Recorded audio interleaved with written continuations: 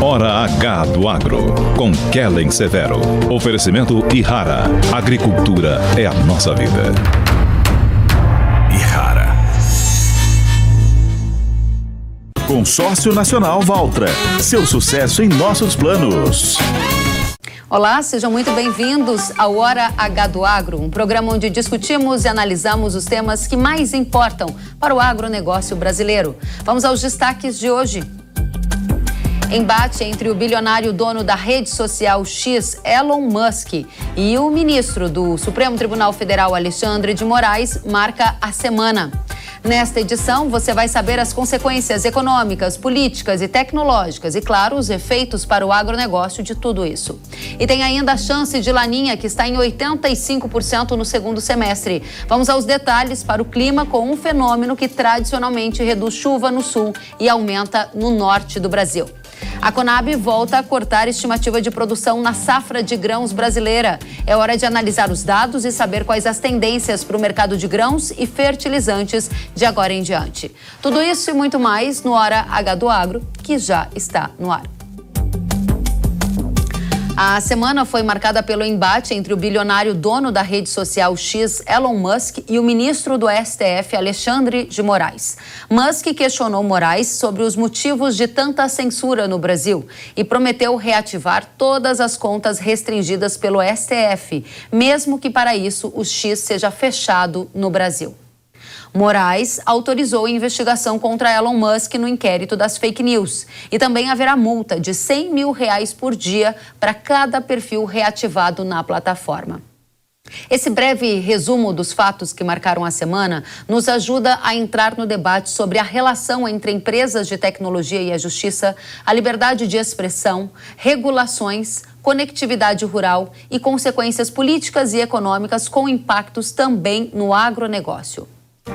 Para abrir o Hora H de hoje, a gente recebe para o painel Musk versus Moraes e Ecos no agronegócio, Leandro Ruschel, que é sócio fundador da Liberta Investimentos. Ruschel, seja muito bem-vindo. Agradeço o convite. Obrigada a você. Recebemos também Wagner Parente, que é CEO da BMJ. Wagner, seja muito bem-vindo. Um prazer estar aqui, Kelly. E Francisco Jardim, sócio fundador da SP Ventures, que está aqui conosco. Seja muito bem-vindo, Francisco. É uma honra estar aqui, Kelly. Obrigada a vocês pela companhia e eu começo com você, Ruschel. Você vive nos Estados Unidos e a nossa pergunta é: como esse embate Musk versus Moraes está repercutindo internacionalmente? Bom, a repercussão aqui é muito grande. Eu moro aqui há 10 anos e eu nunca passei por esse tipo de onda, né, de notícias sobre o Brasil com tanta força, especialmente nas redes sociais. Os americanos não costumam falar muito sobre o Brasil e esse tema é um tema que mexe com os americanos porque nós estamos falando de liberdade de expressão, nós estamos falando de primeira emenda e é algo que está em discussão aqui também nos Estados Unidos. A Suprema Corte está para votar exatamente sobre qual é o limite das plataformas ou o limite de pressão que os governos podem fazer para impedir a circulação de fake news ou discursos indesejáveis. Só que nem perto, né, chega do nível de intervenção que sofreu no Brasil, a discussão pública, porque no Brasil a gente está falando de discussões judiciais que impedem pessoas de falarem na internet, o que nos Estados Unidos seria impensável, né?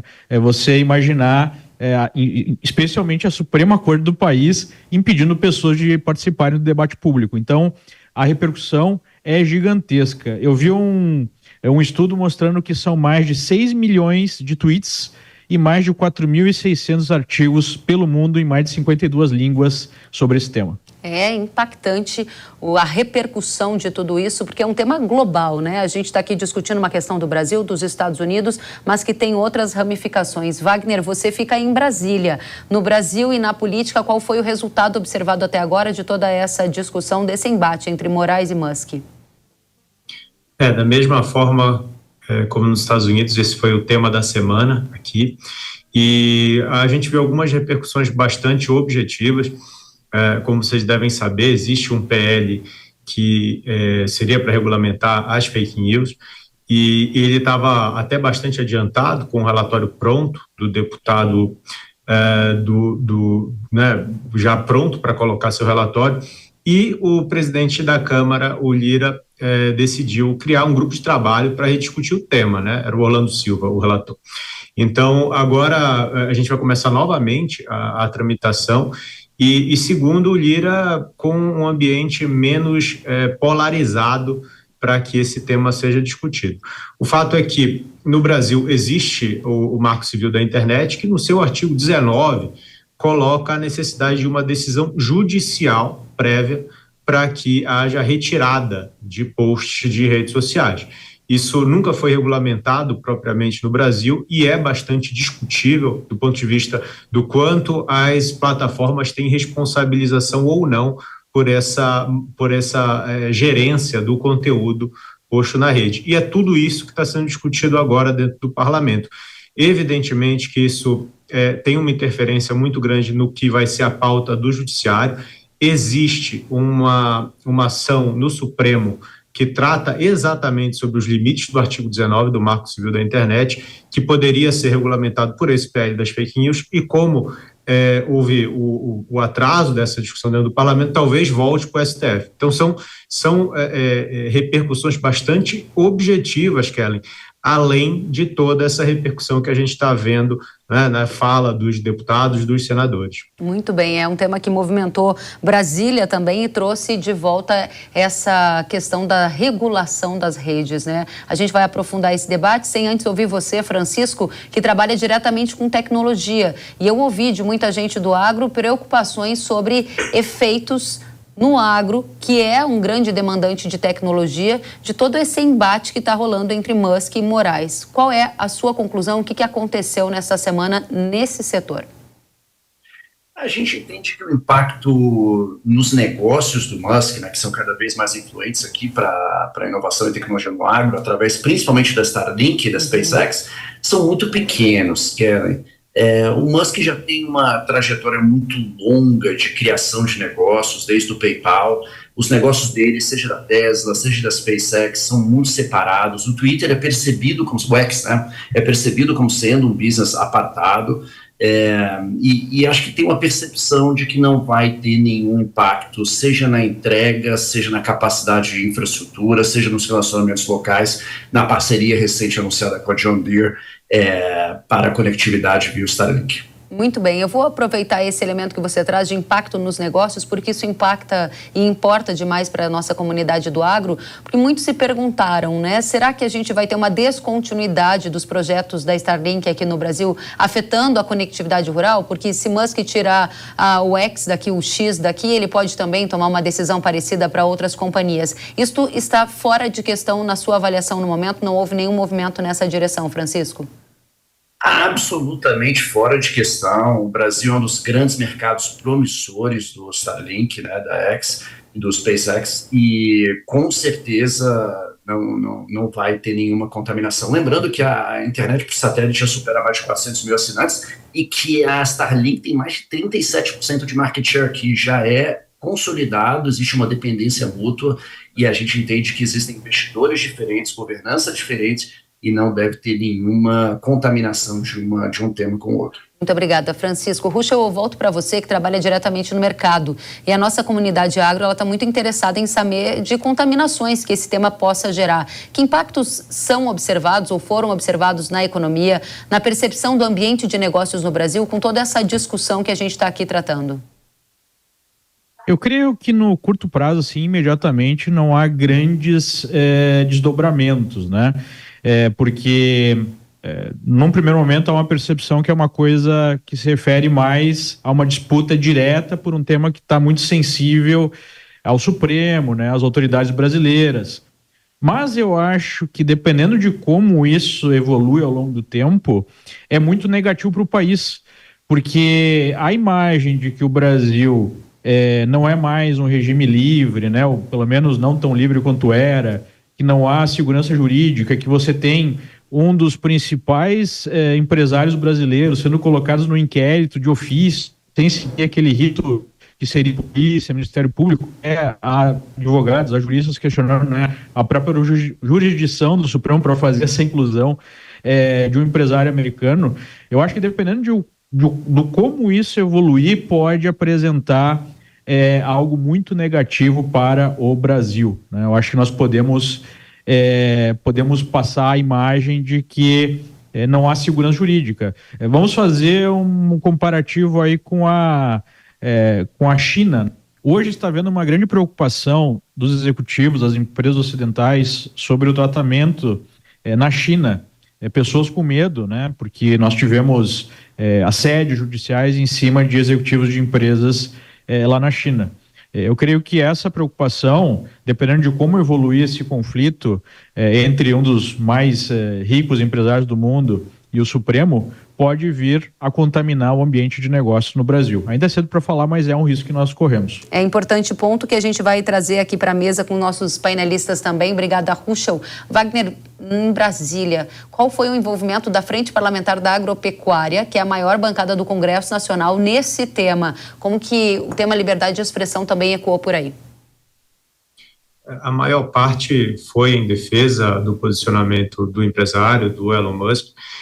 Eu acredito que existe alguma preocupação em relação à soberania, isso eu ouvi mais em off do que propriamente nos microfones, né, também no sentido de que existe alguma preocupação de que toda a conectividade não esteja de forma alguma amparada por instituições brasileiras, né? Então, eu ouvi as duas coisas, né? Eu acho que a mais expressiva foi realmente no sentido da proteção da liberdade de expressão, isso foi muito nítido. Um ponto importante em relação à insegurança jurídica, Kelly, a manifestação do Ministério Público, do Tribunal de Contas da União, no sentido de rever os contratos públicos assinados com as empresas do Elon Musk, também repercutiu muito negativamente dentro do Congresso Nacional. É bom que a gente lembre que o governo brasileiro tem sim contratos que foram assinados com a Starlink, que estão vigentes hoje e que, evidentemente, podem ser rediscutidos caso esse posicionamento do Ministério Público, do Tribunal de Contas da União prevaleça. Não parece que vai acontecer nada no curto prazo, mas foi mais uma repercussão que ocorreu essa semana e bastante objetiva também. Bastante objetiva e preocupante. Aí eu passo a bola para você, Francisco, porque a gente está falando de impactos no ambiente de negócios e aí sim efeitos colaterais potenciais nessa área de tecnologia, conectividade que impactam o agro. Eu gostaria de saber a sua análise. Total, Kellen. Hoje, mais de 80% dos nossos investidores aqui que investem em empresas de tecnologia para o agro através da gente são estrangeiros, né? E com certeza se preocupam com riscos macro, mas eu acho que a questão é sempre muito comparativa e relativa. Então, quando a gente olha o cenário global, eu acho que ele está muito mais preocupado com o que está acontecendo na Ásia, o conflito geopolítico China, Estados Unidos, risco Taiwan, os riscos que têm aparecido nos últimos 2 anos envolvendo o conflito Rússia-Ucrânia, os problemas macroeconômicos na Turquia. Então, sobram poucas geografias de mercados emergentes que se destacam como o Brasil. Então, esses problemas acabam sendo secundários. Eu acho que essa questão do Musk, do X, eu acho que acaba sendo bem secundária quando a gente olha para as principais variáveis que eles vão levar em consideração. Muito bem. Dentro desse cenário, Wagner, essa polarização política, ela está aumentada, ela está aí reverberando nessa questão entre Musk e Moraes, com a sua percepção direto de Brasília, e se você puder traçar alguns paralelos mais diretos com a comunidade agro, que você acompanha tão de perto também aí em Brasília. Toda a discussão em relação às redes sociais, que começou lá no Marco Civil da internet, trouxe essa polarização desde o início. Então, existe sim dois direitos aqui que são aparentemente antagônicos, que precisam ser compatibilizados na prática. Se você tem a liberdade de expressão, evidentemente que ela não é um direito absoluto, né? Então, não é de agora que existem os crimes contra a honra. Então, está lá no Código Penal a injúria, a calúnia, a difamação. Então, você não pode caluniar ninguém, seja no ambiente físico, seja na rede social. Isso é dado, né? Então, acho que essa compatibilização, ela vem num novo ambiente, que é a rede social, e aí a discussão, ela ganha outros ares, porque quando você tem essa discussão no ano eleitoral, você traz toda a carga, né, que a gente viu na última eleição para esse ambiente. Muito bem, muito obrigada. Francisco, diga para a gente, esse ambiente de discussão sobre regulação de redes sociais, sobre essas tensões envolvendo os poderes, acaba repercutindo, reverberando de qual forma nos seus negócios ou no ambiente de negócios do agro? Você já deu uma pista para a gente que, por enquanto, você vê que o impacto foi pequeno. Qual é a sua visão de médio e longo prazo? Existe algum risco da gente desacelerar o nível de tecnologia por alguma dificuldade que venha a ocorrer em decorrência de todos esses embates? Eu acho que não. Eu acho que uma coisa que a gente tem sempre vendido muito sobre o investimento no agronegócio, e principalmente na inovação no agro brasileiro, é que investir nessa cadeia aqui é muito menos arriscado do que investir no Brasil.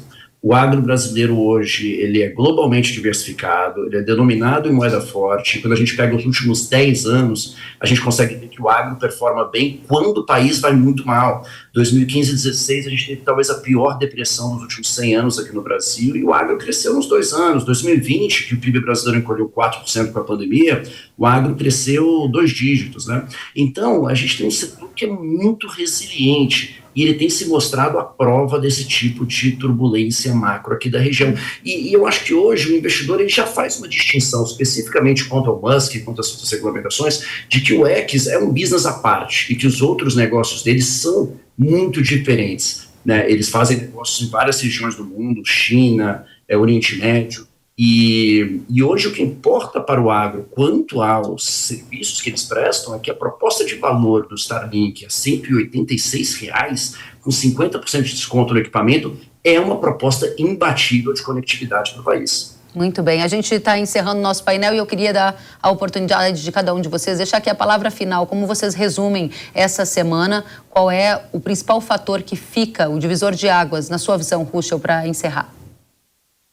Se essa situação que a gente está vivendo no Brasil é uma situação de legalidade ou uma situação de ilegalidade que precisa ser cessada, né? E creio que isso acaba permeando todas as esferas econômicas, incluindo o agro, incluindo tecnologia e incluindo o que é mais importante, né? Que é a nossa estrutura como sociedade. Então, é uma discussão que reverbera tanto porque envolve essas questões super importantes. Muito bem. Leandro Ruschel, sócio fundador da Liberta Investimentos, obrigada por estar conosco e trazer essas relevantes reflexões. Wagner Parente, sua palavra final. Ellen, eu acredito que foi muito importante a gente ter essa manifestação para que a gente tenha, assim, uma discussão como sociedade para que lado a gente quer ir em relação a essa regulação das redes. Esse é um debate mundial. Recentemente, na Europa, foi aprovado uma legislação muito parecida com a da Alemanha, que vai no sentido de dar mais responsabilização para as plataformas, né? E esse é um caminho legislativo que os Estados Unidos tomou diferente, né? Por enquanto, talvez mude, também é um tema que deve ser avaliado pela Suprema Corte, mas para a gente ver que isso é uma discussão que é muito mais complexa que talvez uma discussão entre o Elon Musk e o Alexandre de Moraes. Eu acho que é muito importante que a gente tenha esse debate. Muito bem. Wagner Parente, CEO da BMJ, muito obrigada por estar conosco e trazer todos esses fatos objetivos que marcaram a semana também aí em Brasília. Francisco Jardim, sua palavra final. Concordo com a posição aqui dos meus colegas painelistas e eu acho que o grande risco aqui é a gente não deixar a luz e o foco sair dos temas que são mais importantes e que realmente a gente não pode parar de endereçar, né? Reforma tributária, agenda fiscal, e eu acho que esse tema da última semana foi relativamente de baixo impacto, pelo menos até agora. Muito bem. Francisco Jardim, sócio fundador da SP Ventures, muito obrigada por estar conosco, obrigada pelas reflexões, agradeço a todos vocês e são convidados a voltarem muito mais vezes. Até a próxima. E a gente segue no Hora H do Agro com mais destaques. Depois do intervalo, os efeitos esperados para o Laninha no Brasil e um painel também com as tendências de preços para grãos e fertilizantes. A gente volta já já, eu espero você.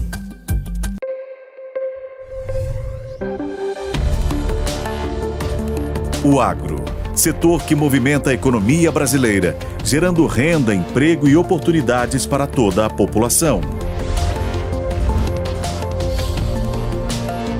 Hora H do Agro, com Kellen Severo. Ferrugem. ferrugem, mancha-alvo, antracnose, oídio e anomalia da soja são grandes ameaças à produtividade, mas elas não resistem à força da solução inovadora da Yara. Agora é com Sugoi, o avassalador, o fungicida que traz a praticidade do protetor na fórmula, com o máximo poder da tripla ação contra as doenças da soja. Sugoi é da Yara. Consulte sempre um engenheiro agrônomo. Zico, eu tenho a dica certa para você que não leva apenas sua carga, mas impulsiona o progresso. O consórcio MAGE Volkswagen Caminhões e Ônibus é ideal para ter seu caminhão novo, aumentar ou renovar a sua frota. Zero de entrada, parcelas a partir de R$ 2.800 e aqui o cartão vermelho é para os juros. Dê o primeiro passo para essa vitória. Consórcio MAGE Volkswagen Caminhões e Ônibus, a estrada da conquista começa aqui. Sabia que o Brasil é um dos maiores produtores de soja e milho no mundo? Esse mercado movimenta mais de 70 bilhões de dólares anualmente e tem muitas oportunidades. Com o curso de comercialização de soja e milho da NIL, você aprende a negociar preços em bolsas internacionais e proteger seu capital. O professor João Birkan tem mais de 60 anos de experiência e vai te ensinar como ganhar dinheiro no agronegócio.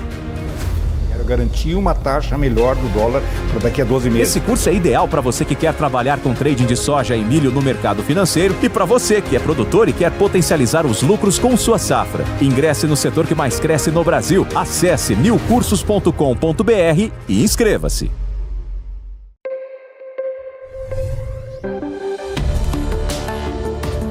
O agro, setor que movimenta a economia brasileira, gerando renda, emprego e oportunidades para toda a população. Hora H do Agro, com Kellen Severo. Estamos de volta com Hora H do Agro aqui na Jovem Pan News. A Agência Climática dos Estados Unidos, a NOAA, apontou que a chance de ocorrência do Laninha subiu e está em 85% entre os meses de outubro e dezembro deste ano, como quem nos acompanha pela TV pode observar nas barras em azul. A agência americana também indicou que o El Niño está perdendo força agora entre abril e junho. É hora da gente saber o que esperar do Laninha e os efeitos na safra brasileira com a Desirê Brant, que é meteorologista da Notos. Primeiramente, seja muito bem-vinda, Desirê. Obrigada, Kellen. Muito obrigada pelo convite. Merece. E a gente começa perguntando, o Laninha está confirmado com 85% de chances, quando os efeitos dele vão ser sentidos na prática aqui no Brasil? Bom, Kellen, de acordo com o relatório do NOAA, a probabilidade aumenta bastante ao longo do segundo semestre, né? Agora a gente entra numa neutralidade climática, então a safra de inverno vai ser regida ainda sob essa condição de neutralidade e só no decorrer do segundo semestre é que teremos a formação do fenômeno Laninha. E aí, de acordo com o mesmo relatório, a expectativa é que ele ganhe mais intensidade, sobretudo no último trimestre de 2024. Então, ao que tudo indica, agora, para essa safra de inverno, dificilmente teremos algum efeito relacionado ao Laninha. Agora, historicamente falando, o Laninha, ele costuma atrasar o início do período úmido, tá? Então, isso ainda não está, eu não estou apontando uma previsão, eu estou falando a respeito do que, historicamente, o risco que o Laninha traz. Então, ele costuma trazer esse risco de atraso das primeiras chuvas, né, de primavera e de verão para a próxima safra de grãos aqui no Brasil. No entanto, o Laninha, da mesma forma que ele atrasa o período úmido, normalmente ele devolve essa chuva e muitas vezes até acaba prolongando a chuva de verão, e aí lá na frente a gente pode estar discutindo aí a respeito até de invernada, no momento de colheita, mas isso é algo bem distante ainda. Só que, historicamente também é sabido que em um primeiro ano de Laninha, esses efeitos, eles costumam ser um pouco mais brandos, Então, o que pode acontecer esse ano, historicamente falando, é de algum eventual atraso na chuva, mas por enquanto não há nenhuma expectativa de algo muito severo a ponto de trazer grandes prejuízos, diferente do El Niño, que a gente teve aí uma grande irregularidade na chuva, né, de verão, até que tivemos 3 replantios aí em muitas áreas do interior do Brasil. Para esse ano, ao que tudo indica, esse risco é bem menor, viu, Kellen? E eu até trouxe aqui alguns mapas que chegam até lá e a gente consegue ter aí uma ideia do que pode acontecer nos próximos meses. Muito bem, Desirê, a gente vai chegar nesses mapas para mostrar para a nossa audiência. Agora, antes disso, eu quero retomar alguns pontos do que você nos trouxe. Então, primeiro, você disse que a gente está se despedindo do El Niño e vai passar agora para a neutralidade e que o Laninha não impactará ainda a safra de inverno, mas começa a ter efeitos lá no último trimestre do ano, impactando então a safra de verão. Historicamente, você menciona para a gente que o Laninha é conhecido por atrasar as primeiras chuvas plantadeiras. Não quer dizer que isso vá acontecer, mas que historicamente aconteceu. A pergunta que não ficou... podemos descartar esse risco. Exatamente. A pergunta que fica é: o Laninha será de forte intensidade? E se for, isso muda a previsão que você acabou de nos trazer? Ou seja, a escassez de chuva para o plantio poderia ficar mais aguda? É dessa forma que funcionaria? Kellen, funcionaria dessa forma, sim, se ele fosse considerado um fenômeno de forte intensidade. Aí a gente poderia, sim, levantar esse alerta também de um atraso muito mais significativo na chuva, né? E, na verdade, também de acordo com o último relatório do NOAA, a expectativa, por enquanto, é de um Laninha se desenvolvendo com fraca a moderada intensidade, tá? E ele ganhando essa maior intensidade, essa intensidade mais moderada, ao longo do último trimestre do ano. Isso pode trazer aí algum atraso, mas como você mesma falou, é algo que ainda não podemos bater esse martelo, mas também não podemos deixar de dar esse risco. Muito bem, Desirê. Vamos trazer então a perspectiva para o curto prazo. Queria olhar com você para a safra de inverno, que ainda pode ter algum impacto ali para julho, né? Que a gente vai estar entrando no segundo semestre, e você disse que a gente vai estar sob a influência da neutralidade. Temos telas para dividir com a nossa audiência. A primeira delas é do mês de julho, a previsão do tempo e aí sim sobre o efeito da neutralidade climática. O que você destaca que é o mais relevante do nosso público do agro saber? Kellen, daqui para frente, o que a gente, nessa próxima semana agora, a gente vai ter ainda chuva chegando para áreas de Mato Grosso do Sul, São Paulo e principalmente região sul do Brasil. Depois disso, principalmente no final de abril e decorrer de maio, aí a gente vê se estabelecer o período seco no Brasil. Se consolida o período seco no Brasil e isso começa a acontecer a partir da parte central do país. Essa área seca começa a se expandir cada vez mais. O que me chama a atenção, sobretudo no mês de julho, é que até mesmo para a região sul do Brasil... Desirê, só uma correção, rapidinho. O mapa que aparece na tela é de junho, a gente está falando sobre ele, né? Junho, eu que falei julho errado. Sim, junho... sim, Kellen, mas de qualquer forma, daqui para frente, a gente vai ver esse cenário aí mesmo desse mapa do mês de junho. Para julho, se a gente colocar agora o mapa de julho. O que vai chamar bastante atenção em julho, olha só, até mesmo o sul do Brasil com chuva abaixo da média. Então, de uma forma geral, o país vai ter um mês de julho mais seco do que o normal. Se você olha para o mapa do lado esquerdo, tem previsão de chuva, não é ausência de chuva para a região sul do Brasil, mas ela deve ser um pouco mais irregular, o que pode estar nos sugerindo uma quebra na frequência de frentes frias. E com essa quebra, a gente pode se deparar aí no mês de julho com aqueles eventos de seca, de área de alta pressão, impedindo o avanço de frentes frias e a temperatura ficando até acima da média para a época do ano. Então, esse mapa com anomalia negativa, ou seja, com a chuva não alcançando a média na região sul do Brasil, pode estar sugerindo aí um período mais seco do que o normal e inclusive com temperatura mais alta do que o normal, e aí já nem tem a ver com El Niño ou Laninha, a gente vai estar dentro mesmo de uma neutralidade climática e nada impede que isso possa acontecer, esse momento um pouco mais seco e até fazendo com que a temperatura ultrapasse a média. Aí quando a gente vai para o mês de agosto, a gente tem ainda uma condição muito característica da época, ou seja, chuva no extremo norte do Brasil, na faixa leste do Nordeste, volta a chover com mais intensidade no Rio Grande do Sul, e indo para setembro, a gente já começa a ver a chuva, as primeiras pancadas, ainda com bastante chuva realmente na região sul, mas a gente já tem ali em setembro os primeiros sinais de instabilidade ali entre São Paulo, Mato Grosso do Sul, Mato Grosso. Claro que não é a chuva plantadeira, mas já dando ali algum sinal de instabilidade. E eu chego até o mês de outubro, no próximo mapa, Kellen. É claro, essa é uma previsão muito estendida. Esse modelo que eu estou mostrando aí para o mês de outubro é o modelo, trata-se do modelo europeu, é a primeira rodada do modelo. É algo estendido, pode mudar um pouco até lá. De qualquer forma, ao que tudo indica, a gente já começa a ver a formação ali de um corredor de umidade, desde a costa entre o sul e o sudeste até a região norte do Brasil. É um sinal muito bom, porque ele já está mostrando aí uma tendência de chuva, mesmo que não seja aquela chuva abrangente, aquela chuva que você pode lançar as sementes com muita tranquilidade, né? Mas isso é um sinal de que, nesse momento, ao que tudo indica, a gente ainda não vai ter o fenômeno Laninha já influenciando e causando algum atraso mais sério, né? Então, por enquanto, ao que tudo indica, a gente tem aí uma expectativa da chuva chegar na hora certa, mesmo que ela não venha de forma tão abrangente, pelo menos não há sinal de seca, de um atraso sério que poderia comprometer a próxima safra. Excelente, Desirê. Para a gente passar a régua aqui, trazer uma mensagem direta para a nossa audiência,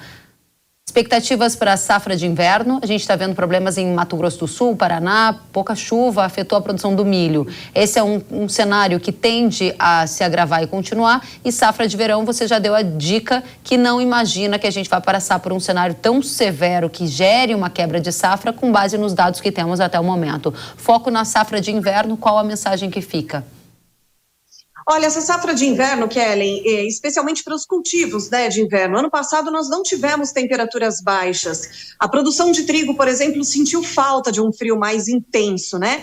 Esse ano, o inverno ele não será rigoroso, mas vai ser um inverno que vai ter alguns episódios de frio que são bastante benéficos aí ao cultivo do trigo, por exemplo, nas áreas mais ao sul do Brasil. Em alguns momentos a temperatura cai, mas o risco de geada fica restrito ao Rio Grande do Sul, Santa Catarina, no máximo ali sul do Paraná. Ou seja, um frio que não deve trazer grandes riscos para as lavouras e, pelo contrário, pode até beneficiar as lavouras que sentiram falta aí de horas, né, de temperatura mais baixa, como foi o caso do trigo no ano passado. Eu acho que eu perdi a questão da seca, ela se agrava no centro-oeste do país, centro-sul? O centro-oeste do Brasil. Agora, Kellen, semana que vem a gente tem alguma chuva para Mato Grosso do Sul, Paraná, São Paulo, mas não é uma chuva que vem para ficar. O verão foi extremamente crítico em relação a isso, né, extremamente seco, muito quente, temperaturas elevadíssimas, sem precedentes, né? Então, foi um verão bastante complicado, sobretudo para estas áreas. O setor de cana-de-açúcar sofreu bastante, né, com isso, inclusive. E aí, agora, depois dessa chuva da semana que vem, que não vem para ficar, como eu falei, ela não reverte esse quadro, a gente começa a entrar no período seco no Brasil, né? Aí começa a se consolidar o período seco. Infelizmente, não tem mais como recuperar a umidade do solo nessas regiões. Desirê Brant, meteorologista da Notus, volte sempre, muito bom ouvi-la. A gente vai trazer mais detalhes sobre Laninha ao longo deste ano e a gente volta a conversar com você. Eu quem agradeço, foi um prazer. Até a próxima, Desirê. E a Conab, a Companhia Nacional de Abastecimento, cortou novamente a projeção da safra de grãos do Brasil. Em relatório, projetou uma safra total de 294,1 milhões de toneladas, o que é 8% menor que a produção passada. A queda representa quase 26 milhões de toneladas e ocorre por conta dos problemas climáticos gerados pelo fenômeno El Niño. A safra de soja vai ter uma queda de mais de 5%, com uma produção estimada em 146,5 milhões de toneladas. A produção de milho total deverá cair 15,9%, com uma safra indicada em 110,9 milhões de toneladas. E mesmo com a revisão para baixo da produção de grãos, os preços de commodities como soja e milho estão em um dos patamares mais baixos dos últimos anos. A pergunta que a nossa audiência se faz é: será que o preço finalmente vai começar a subir? E como eu decido quando comprar os fertilizantes das próximas temporadas? Para sabermos essas e outras respostas, a gente recebe Matheus Pereira, diretor da Pátria Agronegócios. Matheus, seja muito bem-vindo. Muito obrigado, Kellen. Prazer estar aqui contigo, com todos que estão nos assistindo. Da mesma forma, e recebemos também o head de fertilizantes da StoneX, Marcelo Melo. Seja muito bem-vindo para tratar do mercado de fertilizantes. Muito obrigado também, é sempre um prazer estar aqui. Da mesma forma, e Matheus, eu começo com você. Novo corte de estimativa pela Conab, mais de 50% das lavouras de soja do Brasil já colhidas. O que vai acontecer com o preço da soja? Porque os agricultores, produtores de soja estão esperando cotações mais altas, né? Sim, Kellen, os preços da soja no Brasil já mostraram, né, uma leve recuperação, nada tão vertiginoso, né, base Porto, tivemos aí entre o fundo do poço, assim dizendo, e patamares atuais, quase R$10 por saca de incremento, né, nem todo esse ganho foi repassado para todas as praças brasileiras, ainda existe, né, aqueles deságios locais, né, que vão, enfim, dificultando o repasse desses ganhos, porém o mercado da soja por agora, Kellen, é um mercado sim ainda altista, né, vemos que de acordo com que a gente vai se aproximando da conclusão da colheita da soja brasileira, né, há cada vez mais a restrição da oferta comercializável. O que é isso? A soja não está sumindo do campo, mas está cada vez mais, né, se tornando restrita por aqueles produtores, né, que não estão satisfeitos com o mercado por agora e vão cada vez mais, né, passado esses prazos de 30/3, agora 30/4, começo de maio, né, onde há uma grande necessidade de venda por honrar seus compromissos financeiros. De acordo com que a gente vai rompendo esses prazos, né, Kellen, cada vez mais fica ainda mais restrito, né, a oferta da soja que sofreu um corte produtivo neste ano na mão do produtor. E para realmente criar poder de originação, o comprador vai ter que incentivar, né, por preços realmente para tirar a soja na mão do produtor. Em outras palavras, vemos sim que o mercado está em recuperação, uma recuperação gradativa, não realmente talvez com toda aquela celeridade que o mercado esperava, mas está caminhando, né, subindo a escadinha degrau a degrau, Kellen. Interessante, a gente vai aprofundar esse ponto que você traz. Você diz que há uma visão de mercado altista, especialmente pela restrição na oferta que deve ser feita pelos produtores brasileiros. Na outra ponta, Marcelo Melo, a gente vê uma retração no ritmo de compra de fertilizantes. Eu imagino que porque muitos estão esperando essa alta da soja para melhorar a relação de troca com adubo. É isso que está acontecendo? Como é que está o retrato do mercado de adubo para a safra 24/25? Então, Kelly, nós fazemos uma pesquisa trimestral sobre o volume de negociação de fertilizantes. A última que nós fizemos foi em final de fevereiro e concluímos que as vendas para o segundo semestre desse ano, que basicamente pega safra verão e várias outras culturas, lógico, elas estavam no patamar mais baixo desde que nós começamos a série histórica lá no início de 2020. Está aos 20% vendido. E depois, quando foi final de fevereiro, início de março, houve uma certa antecipação de compras, principalmente de potássio, que realmente o preço de potássio está bastante bom e as relações de troca boas. Então, houve uma pressão grande dos vendedores, os argumentos de venda eram oportunos e venderam. Depois disso, a partir de meados de março, isso parou, a demanda voltou a estagnar lá na ponta.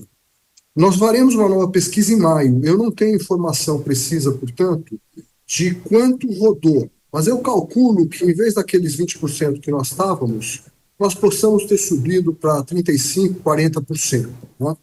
Rodou muito pouco a parte de fósforo, diferente do potássio, cujo preço está muito atrativo e a relação de troca muito boa para a soja, mesmo considerando preços mais baixos de soja. No caso do fósforo, nós estamos no cenário oposto. O fósforo está bastante alto, ele está fixo a 570 aqui no Brasil, por incrível que pareça, desde novembro. O preço não muda, é 560, 560, 560. Em março subiu $10, pior ainda, veio para 570. Agora, ao mesmo tempo, nos Estados Unidos, todos os preços internacionais estão caindo forte agora para fósforo. Então, nas últimas 2-3 semanas, nos Estados Unidos, o preço caiu $130 de DAP, de MAP caiu $120. Isso aí significa cerca de 20% de queda do preço americano. O preço americano era um preço que guardava um prêmio grande sobre o Brasil e sobre o resto do mundo, e ele já caiu muito forte. E se pegar outros preços importantes, como o da Índia e o da China, também caíram, não caíram 20%, como no caso dos Estados Unidos, mas caíram cerca de 10%, caíram $50. Então, eu acredito que nós vamos ver um cenário semelhante ao que vimos no ano passado, onde pegando o gancho do que eu comecei a falar, a safra vai ser negociada, as compras, mais para final de maio, começo de junho, julho, e isso não pode atrasar muito, senão passa a ter problemas logísticos muito sérios. E, ao mesmo tempo, vai permitir essa queda forte que está ocorrendo no exterior também venha para o MAP, porque agora todos os navios vão vir para o Brasil. O próximo player de compra é Brasil. Então, ninguém vai mandar para os outros mercados, agora o Brasil está mais alto, né? E daí, com isso, os preços vão começar a cair, tem que cair. O ano passado, o preço no Brasil, de início de abril até junho, final de maio, junho, caiu 33% o preço de MAP. Esse ano não caiu nada, está parado lá desde novembro. Só para concluir, Marcelo, você falou num indicador de 35% a 40% de negócios feitos. Eu queria saber se esses volumes estão abaixo da média para o período e se a sua indicação, a sua percepção enquanto analista é que quem esperar para comprar adubo vai comprar mais barato numa melhor relação de troca com a soja? Exato, esse ponto é bem interessante. Sim, de fato, eu falei 35, 40, é bastante baixo. Os 20% era o mais baixo que nós auferimos em toda a série histórica. Foi aquela medição de 20%. Os 30, 40, se nós fizermos agora em maio, também vai ser bastante baixo, se der isso. Vamos ver no que vai dar. Agora, é muito interessante porque o que o Matheus dizia, eu não sou um especialista em grãos, mas se o produtor rural realmente acredita que o preço pode subir, e ao mesmo tempo, quanto mais ele demorar para comprar, de novo, ele não pode exagerar, senão ele passa a ter problema de logística, uma dor de cabeça tremenda, como ocorreu no ano passado. Mas se ele atrasar um pouco, a soja sobe e o fósforo vai cair, aí vai ser o melhor dos mundos, realmente, né? A relação de troca vai ficar muito mais conveniente. Para você ter um número, a relação de troca atual de fósforo para soja está entre as 30% piores relações de troca dos últimos 5 anos. E nesses últimos 5 anos nós tivemos toda essa confusão, da guerra, da Ucrânia, preço mais alto da história de MAP e tudo isso, né? E nós estamos nos 30% maiores preços, ou seja, é uma relação de troca ruim, de fato. Muito bem, Marcelo, obrigada pelos esclarecimentos. Matheus, dentro desse contexto, tem muita gente esperando para comprar, esperando uma melhora na relação de troca com adubo, e você está nos dizendo que acredita em preços mais altos. Na primeira rodada, você dizia que acredita nesses preços mais altos também por uma retração da venda dos agricultores brasileiros. Existem outros fundamentos por trás da sua visão altista para a soja? Quais são? Ellen, um outro ponto de extrema importância ao mercado por agora, né, é se criar realmente um consenso sobre a dimensão da safra brasileira, né? Enquanto temos a Conab, né, falando em safra próxima a 146 milhões de toneladas, nosso órgão oficial aqui do Brasil, a gente ainda tem, né, o USDA lá fora alegando que o potencial da safra brasileira chega a 155 milhões. Realmente são quase 10 milhões de toneladas, né, que diferem cenários bem distintos, viu, Kellen? Pode parecer pouco, porém, essas 10 milhões, né, coloca o Brasil hoje sobre os olhos, né, sobre a ótica, sobre a fotografia gerada pelo USDA de um superávit produtivo. O que seria isso? Que tem mais soja do que demanda, tem mais oferta do que demanda no país, enquanto que, se usado, né, as estimativas da Conab, a gente passa de um superávit para um déficit produtivo no país. Então, não só, né, essa retenção de vendas tem estimulado realmente o originador da soja a adicionar prêmios, a colocar preço para fazer a aquisição da soja no nosso Brasil, mas também, né, essa dificuldade do dimensionamento da safra brasileira, né, tem colocado duas realidades muito distintas, né, Kellen? Uma delas aonde sobraria soja ao fim do ano comercial, noutra dela, né, aonde criaria-se um cenário totalmente oposto, né, pela falta realmente, pela incapacidade do Brasil exportar mais de 100 milhões de toneladas, como foi esse último ciclo safra. Não só isso, também a incapacidade do Brasil, né, a alavancar ou elevar, né, assim dizendo, o abastecimento interno, né, o consumo interno da soja aqui no país, que está, né, sobre novos mandatos de biocombustíveis que estimulam cada vez mais, né, a mistura, né, de biodiesel em diesel comum. Então, realmente, é um grande ponto agora em diante, que é nessas próximas semanas e meses em especial, a gente ter uma convergência, né, entre os órgãos oficiais sobre o real dimensionamento da safra brasileira para se criar realmente a projeção final, se está sobrando ou faltando soja no nosso país. A sua visão da pátria é muito mais próxima à da Conab do que a do USDA. Eu lembro que você está com uma projeção ao redor de 146, 145, me dê o número exato, por favor, Matheus. E dentro desse contexto, a sua crença, então, é de um cenário deficitário. Esse cenário deficitário levaria o preço médio da soja em reais por saca no Brasil ainda no primeiro semestre para quais patamares?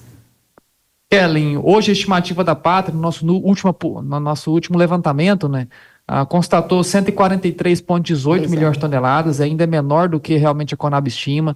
Carece sim de reajustes, viu, Kellen, que serão tomados ali no começo de maio, cerca de 20 dias a partir de hoje.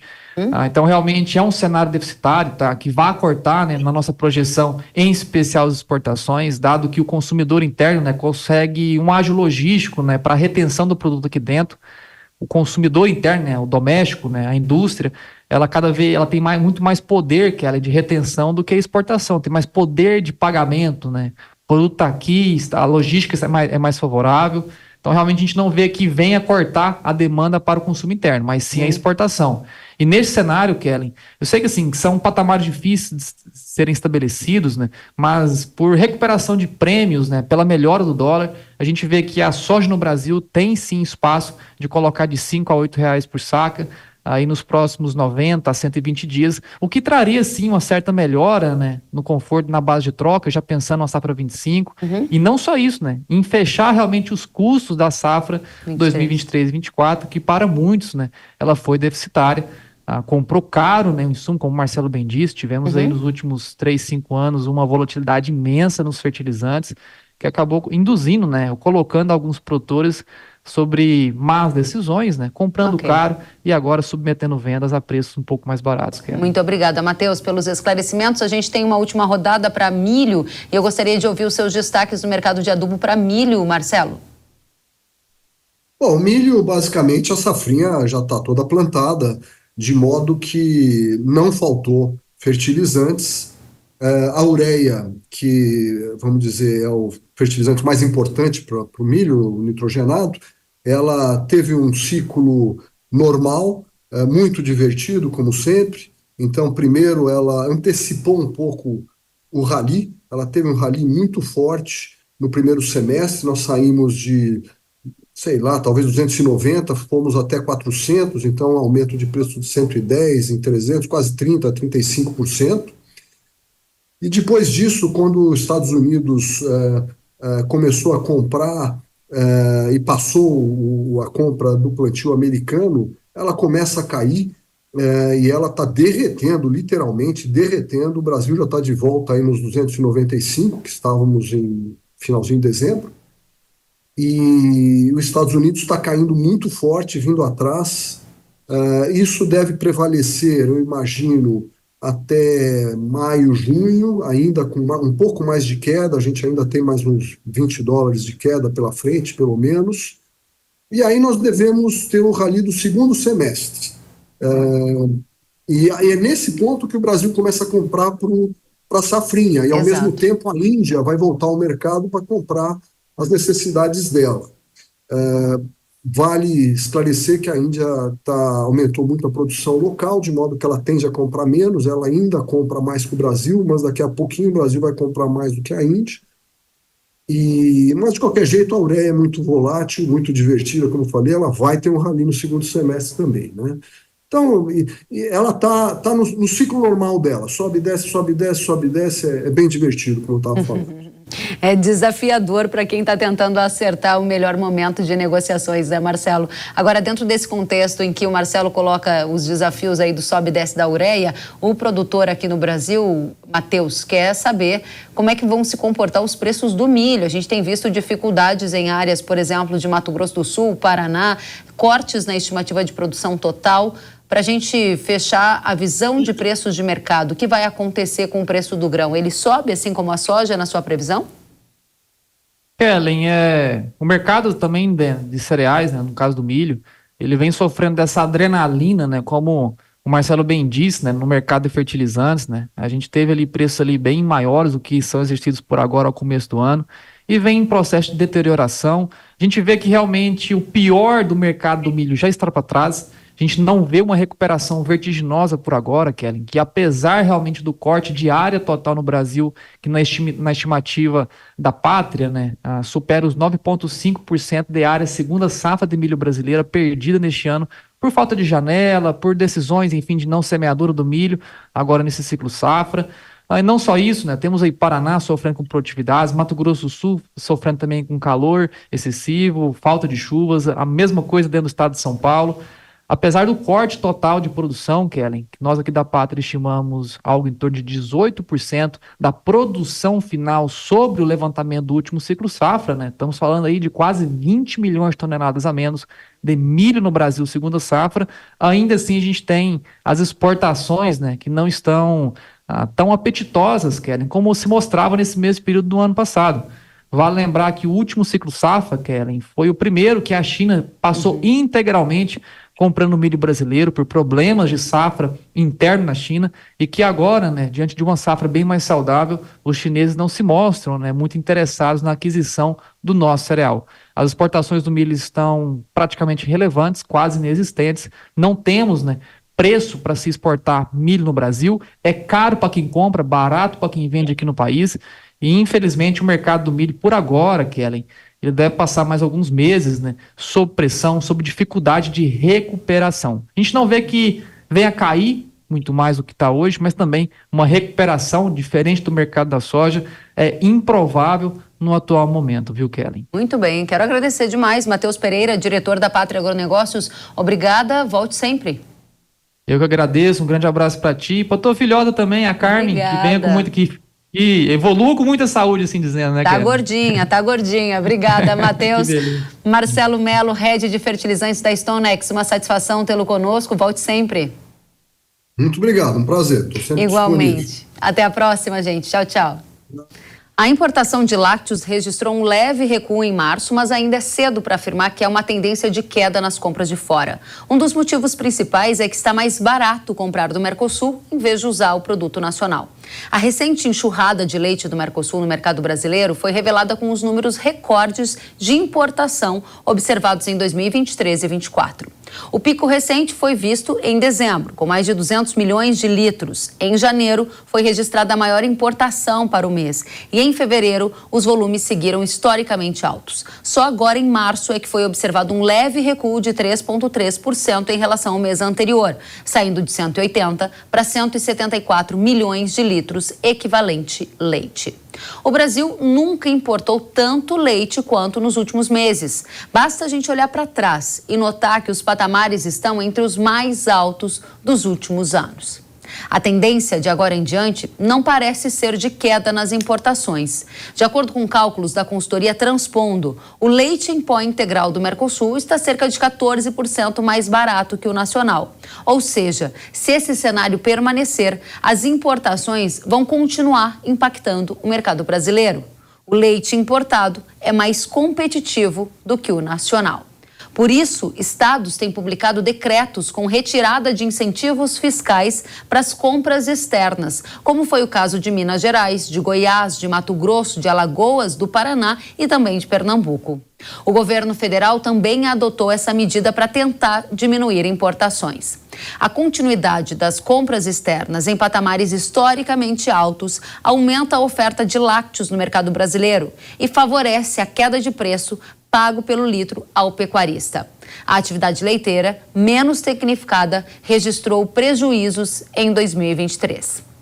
O comprometimento da margem mantém o setor lácteo em alerta. Para 2024, apesar de importações altas, o preço pago pelo litro do leite no campo pode melhorar um pouco, é o que disse a Scott Consultoria, principalmente pela menor produção nacional.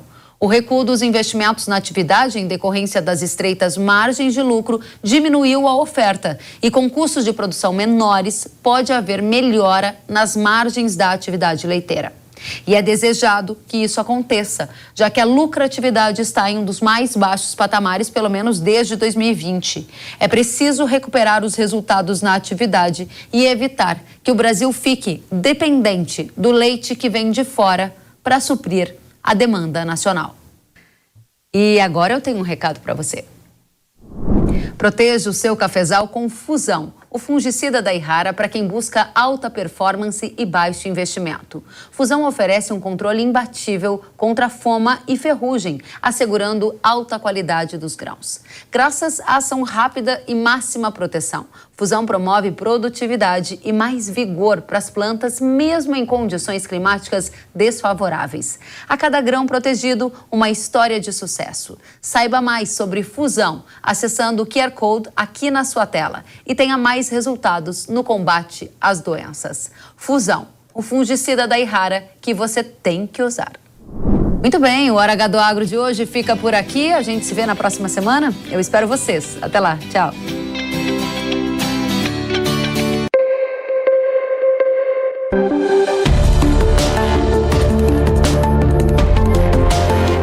Hora H do Agro, com Kellen Severo. Oferecimento Yara. Agricultura é a nossa vida. Yara. Consórcio Nacional Valtra. Seu sucesso em nossos planos. Realização Jovem Pan News.